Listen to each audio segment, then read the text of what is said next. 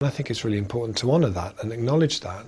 We've been incredibly fortunate to live through the oil age that's given us so much and opened so many opportunities.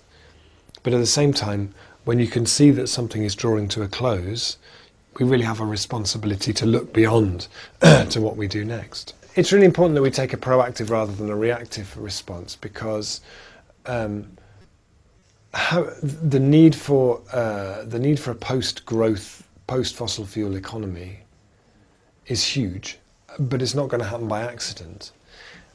But it's inevitable that that will happen. But the degree to which we've started to prepare for it, it will massively increase our chances of it being successful. If we just wait until we get there and then we sort of try and figure it out when we get there, we'll have lost all that time that we could have been planning and getting things ready. You know, one of the things, you know, we use this term resilience a lot when we talk about transition, and often it's seen as being about designing ability to withstand shock and all that. For me, actually, from seeing transition here for many years, it's about possibility, and it's about the degree to which you're able to breathe possibility into a community, so that when it encounters shock, it feels it has possibilities at its fingertips, it has options, things that it could do. And that needs to happen as a proactive thing. That needs to start in advance. And building that infrastructure needs to start now. For me, I think one of the key ideas is of community resilience as a form of economic development. And that means community resilience, whether it's in terms of having a more resilient food system, whether it's having a more resilient energy system, whether it's our education system really being designed to produce young people who have the skills and the imagination to be more resilient, a local economy that's really framed about resilience. All of those things we can really see as an opportunity for entrepreneurship activity, creating a new economy that sits alongside and then replaces the old one.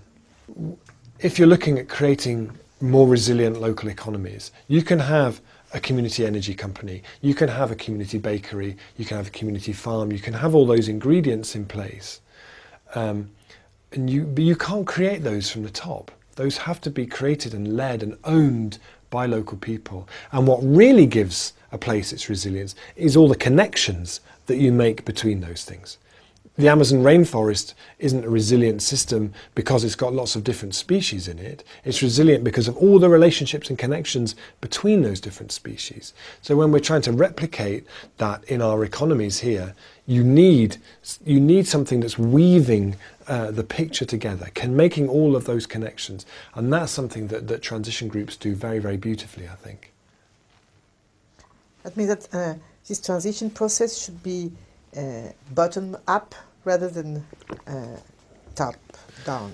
Transition has always been designed from the very beginning to be a process that is led by communities, because communities can do things that top-down responses just simply can't do.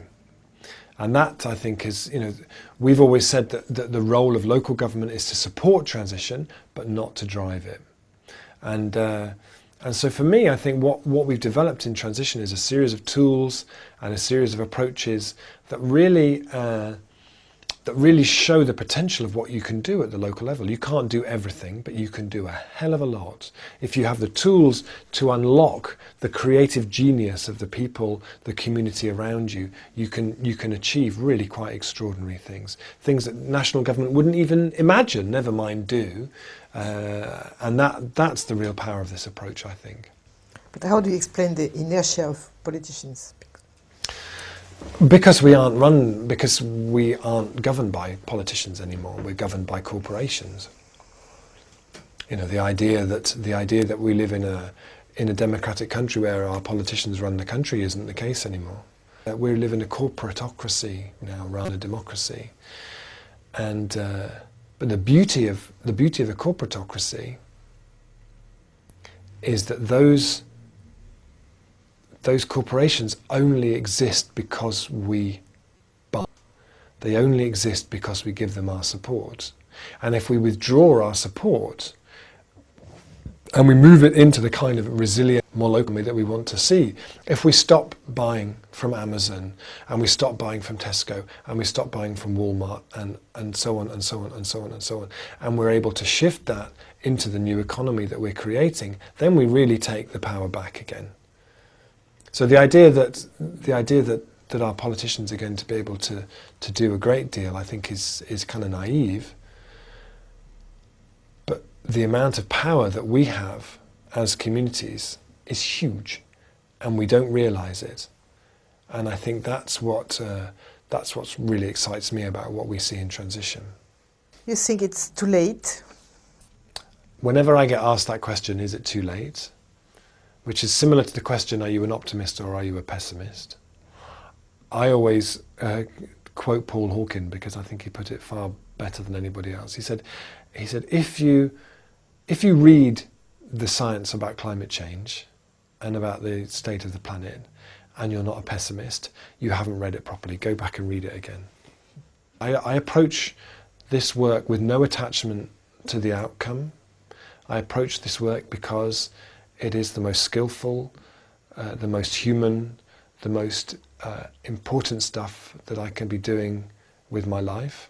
I do this work because I have children, and I can see in their eyes the generation that will come after them.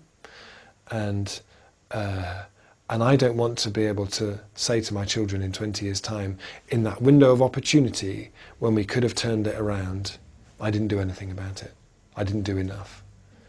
And for me, what matters is that I can have that conversation, and I can say I did everything I possibly could. I put all my energy into making that happen. I applied my creativity, thinking, my energy and my power into trying to make that happen. And I hope that they'll be able to say, because in the time that we have available, if we're able to turn it around, it would be an astonishing achievement.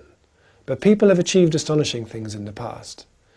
And my sense is that if we're able to do that, that those future generations, those grandchildren of ours, will tell great tales about what we did and sing great songs about what we did.